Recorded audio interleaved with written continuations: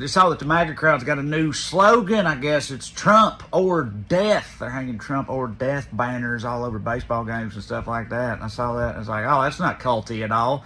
Of how they're like, yeah, well, this is just because we've entered into a ritual suicide agreement on behalf of the autocrat we've deified, that doesn't make us a cult. It's like, okay. If you didn't already know, this is comedian and friend of the network Trae Crowder, a self-proclaimed progressive hillbilly from Tennessee doing whatever he can to fight right-wing indoctrination through comedy. Think of what it would do to the flag economy. Now listen, if that is what y'all are saying, I just got one request. Okay, please. Let me make the Kool-Aid, all right? I'm a trailer American. I know how to do it. All right, I have the ratios just right. I'll run the punch bowl. I'll make y'all little pallets on the ground, lay down some pellets for you, make it lovely, okay? That's all I would be honored. I'm just kidding. Unless you're going to do it. Pointing out the sheer absurdity of the MAGA movement's devotion to their dear leader with some absurdity himself, while also having some choice words for Trump insurrectionist / House Speaker Mike Johnson. Congressional Republicans have named the next speaker, an unheralded Louisiana feller named Mike Johnson. As soon as that happened, the rest of us went to Google his name with our fingers crossed going, please don't be crazy, please don't be crazy, please don't be crazy. But let's be honest, that's like looking up a random Jason Aldean song as a Southerner and thinking to yourself, please don't be an embarrassment to all I hold dear. It is absolutely going to be.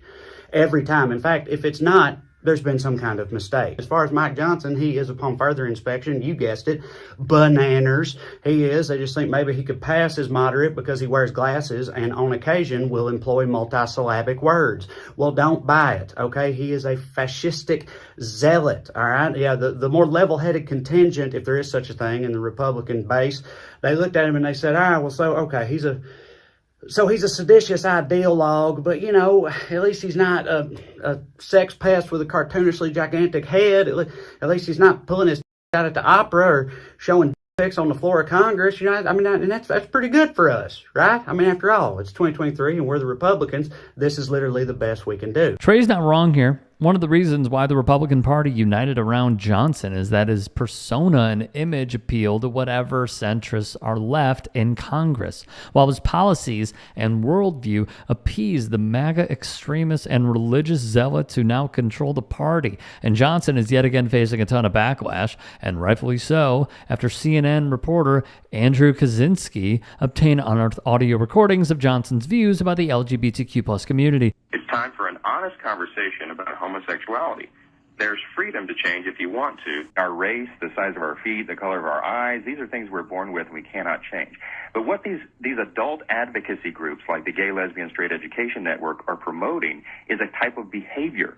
Homosexual behavior is something you do. It's not something that you are. Many historians, those who are objective, would look back and recognize and give some credit to the fall of Rome to not only the deprivation of the society and the loss of morals, but also to the rampant, homosexual behavior that was condoned by the society. This is the man who is now in second line to the presidency behind VP Kamala Harris, and Trae knows just how dangerous this is. But as for why Trump backed Mike Johnson in the first place, it's because he satisfies the one criterion that Trump actually cares about, and that is he is utterly divorced from the objectivity of reality, particularly as it pertains to the results of the last presidential election. That's right, he's an election denier, and in MAGA world, that's literally all that matters, all right? People hated all the right stuff. Blacks, Mexicans, gays, women, poors, math, books, you name it, they hated it. But they had the audacity to certify Biden as the next president on account of he had been elected by the American people